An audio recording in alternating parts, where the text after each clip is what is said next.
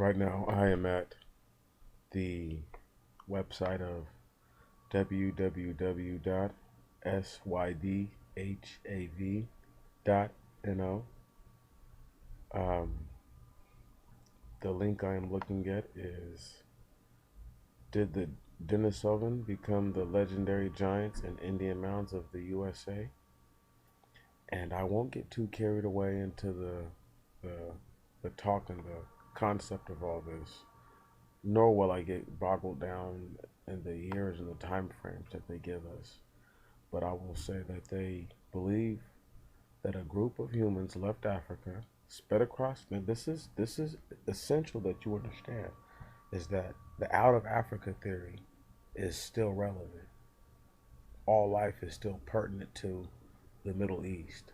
That's when it says Africa, you have to be loose about what they mean. Um, they spread across Europe and Central Asia to become Neanderthals and Denisovans, and the humans they left behind as modern Homo sapiens. Now, what I want you to understand is that they say that and this is why I brought up the Aborigines and the Solomon Islands. And I didn't bring up Pacific Islanders, but I was going to bring up those related to the Aborigines. If you didn't know, certain groups of Pacific Islanders are known to have descended from them. Anyhow, that's not what I'm getting at. The New Guineans, Aborigines, Australian Aborigines, and some Pacific Islanders are known to have 6% Denisovan genes. Okay, while mainland Asians only have about 0.2%. That's huge. That's huge. It explains gigantism and some of these cultures. They're not myths or legends. These are just displaced time periods that we can't verify. Saying that the largest human tooth. Um, it is difficult to say how the Denisovans look like. What has been found in Denisova Cave, and that was somewhere in southern Russia, in the Siberian cave somewhere. Anyhow, all we have found in the Denisova Cave is all we have so far. Some believe that the finger belonged to a little girl with dark skin, listen, brown hair and brown eyes, but new finding might change that view. Now, they don't go into any further as to what might change the view, but I want you to understand that the giants of old weren't necessarily of one skin tone or of one hue. It's dire. It's extremely important that you acknowledge that. Um, it's important that you acknowledge that giants have existed and part giants still exist today. Um, these people are kept in check now by guns and things like that. So some of the normal violent tendencies that they might have had, they'll forego those things to stay alive. Very intelligent creatures. One moment. I am now at the topinfopost.com, and this was published on October 29, 2016. Hints of an identified extinct human species have been found in DNA of modern Melanesians, those living in the region of the South Pacific northeast of Australia. So, understand that all this stuff is connected. According to new genetic modeling, the species is unlikely to be of Neanderthal or Denisovan. Ooh, listen to what I'm getting at.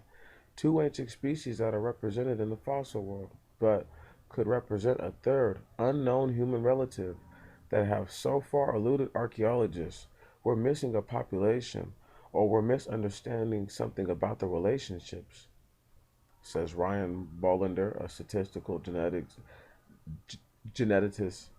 geneticist from the University of Texas, excuse me, told Tino Hesman, say, as Science News.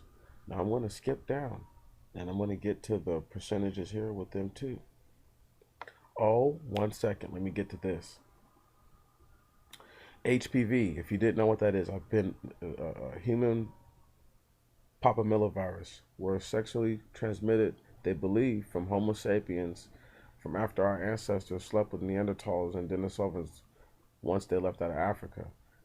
They believe that it comes from sleeping with things that were outside of our genetic structure. Therefore, it destroyed the immune system. Do you understand? Um, Now, I know you guys are thinking, well, it just said that those Denisovans were part giant, or what were they, right? Well, this is what I'm trying to get at, y'all. Is it's about to get deep. One moment. Using a new computer to model to figure out the amount of Neanderthal and Denisovan DNA carried by modern humans, Bollinger and his colleague found that Europeans and Chinese people carry a similar amount of Neanderthal DNA, about 2.8%. That result is pretty similar to previous studies that have estimated Europeans and Asians carry on average between 1.5 and 4% Neanderthal DNA. When they get to Denisovan DNA, things get a bit more complicated, particularly to more modern populations living in Melanesia, a region of the South Pacific that includes the Vanuatu, the Solomon Islands, Fiji, Papua New Guinea, New Caledonia, West Papua, and the Maluku Islands. Maluku Islands. Excuse me. I'm so sorry. As Hesman says for the Science News, Europeans have no hint of Denisovan ancestry that is so big, and people in China have a tiny amount, 0.1%. Well, once again, this is mainland Asians, and this goes back to them saying that the people of Papua New Guinea, of the Aborigines, and some Pacific Islanders have carried up to 6%. Understand? This is crazy. Bollinger estimates the amount of Denisovan DNA in Melanesians is about 1.1%, not to the 3.6% estimated by researchers. Well, I already pointed that out to you real quick, but go ahead, let's hit it. It's going down. While investigating the Denisovan discrepancy, Bollinger and colleagues came to the conclusion that a third group of hominids may have bred with the ancestors of Melanesians. Human history is a lot more complicated than we thought it was.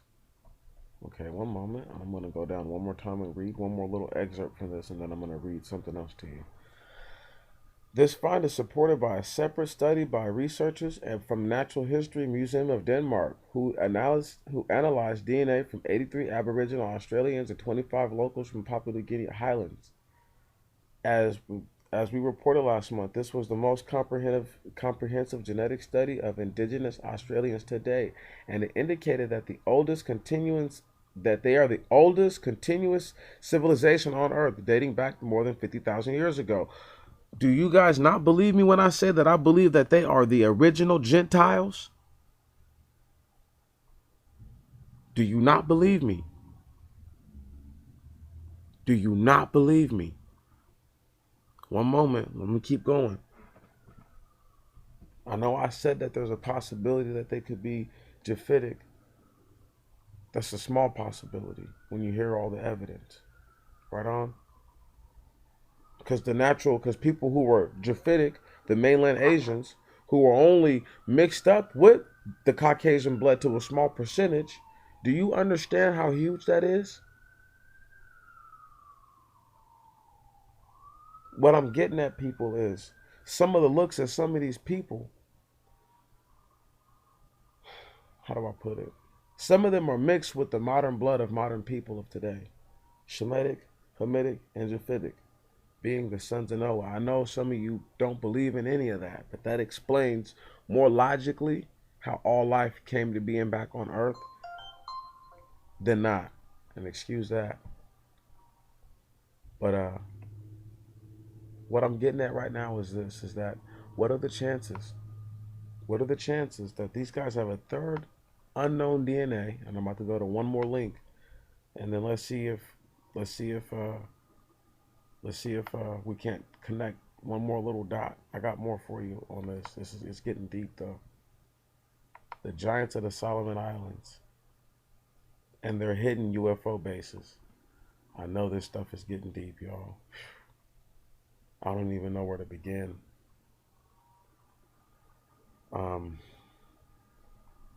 Um, what I'm gonna do is this, because it's there's a lot of information on this one. Um, what I'm gonna have to do is just go and point out the fact that this is thewatcherfiles.com, and I'm just gonna read what this guy is saying. Contained in this website is extraordinary information that brings to the forefront worldwide issues that have been tormenting intellectuals for centuries. This is about two phenomenal discoveries that I have found existing in the Solomon Islands, and this website is a further attempt once again to bring them to the attention of the modern world. First is the discovery of how the Solomon people of how the is how the people of the Solomon Islands shared their islands previously with the undiscovered modern world. Race of hominids for millennia, right to this present day, and for a variety of reasons explained this has not been known by the rest of the world until now. This is getting cold. Listen. The second discovery is the whereabouts of hidden UFO bases, demons, that I have found existing in the Solomon Islands for quite possibly the same amount of time. And this seems to be the link between the giants and the extraterrestrials making the Solomon Islands their home. Oh my goodness. This stuff is so deep. Are you guys starting to get at what I'm saying this third DNA comes from?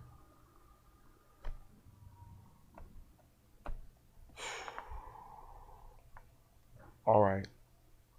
The giants of the Guadalcanal are named by the Guadalcanal people. From my observations, they seem to be very similar to Sasquatch, Bigfoot, Yeti, Yowie, and such suspected to be found in other parts of the world. At this moment of time, there are hundreds, quite possibly thousands, of these giant people. And I use the word people for a reason, living in the huge tropical rainforest jungle mountain ranges of the Guadalcanal. As the Guadalcanal people will tell you, all claims made on this website about the Guadalcanal giants can be supported by indigenous Guadalcanal people of the islands. It totally plays a major part of the entire grassroots culture, past and present. I'm not going to get boggled down. But I'm going to tell you right now that it's saying that these things are generally over 10 feet tall. I'm just, I'm just saying. I'm just saying. Um, there's no reason for me to, once again, to beat you down with who said what and why. Know that it's out there and it's been said. Um, I'm going to follow up on this with a bit more strict, doctrinated type thing. That's not my style. This is my style. All over the place. These are all different sources of information. I want to read one thing to you real quick. The Guadalcanal Wars, about the giants that were eating people, and the giants that went and were like, no, we're not going to eat people no more. Right on. And this is pretty much the understanding now. I just got to try to find it. It's just, there's so much information on this one page, you know, a mountain of information. And it's overwhelming for any one person to try to, take it on and to think that they could represent it in the way that it's supposed to be represented. Um, I I do feel though that that with all this in mind, um, it is fair to say that uh,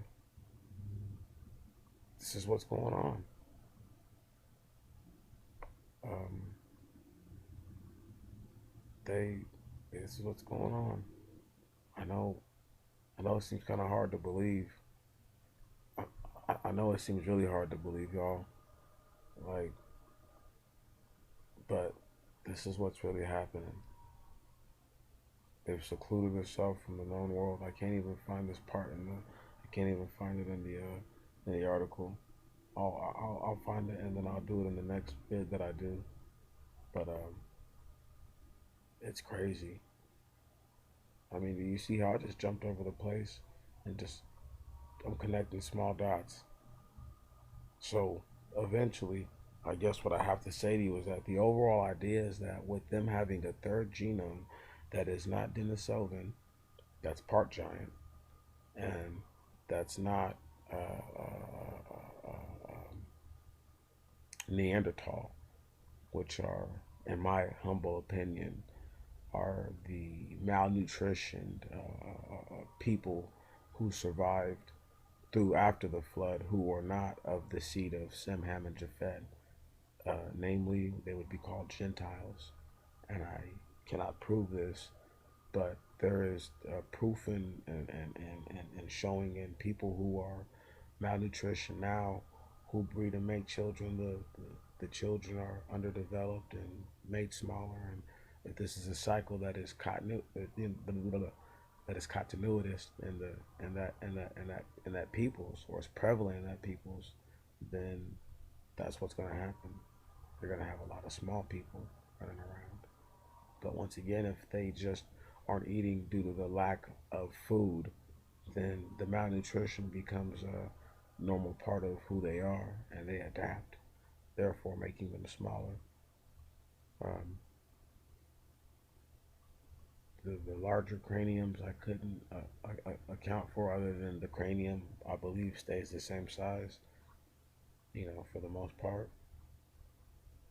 Um, Saying all that though, and to have put that into perspective, just in case you didn't know, they do believe Denisovan were giant or part giant. The reason why I say that the third part of their DNA, which is huge, is I believe it talking about these extraterrestrial things. You get what I'm saying? I know you're like, whatever, guy. Um, whatever made the giants, whatever made giants large, which by biblical reference would be the angels, or the sons of God, the fallen ones, then the next logical line of thought would be that those giants, right, have that same genetic. Well, if only a certain amount of people are bred into the giant population, only a certain amount of people will have the third genetic that they're speaking on. So it's actually a very logical thing as to seeing how they can't figure out where it comes from. When they don't look at it like this, it's very easy to look over. Um,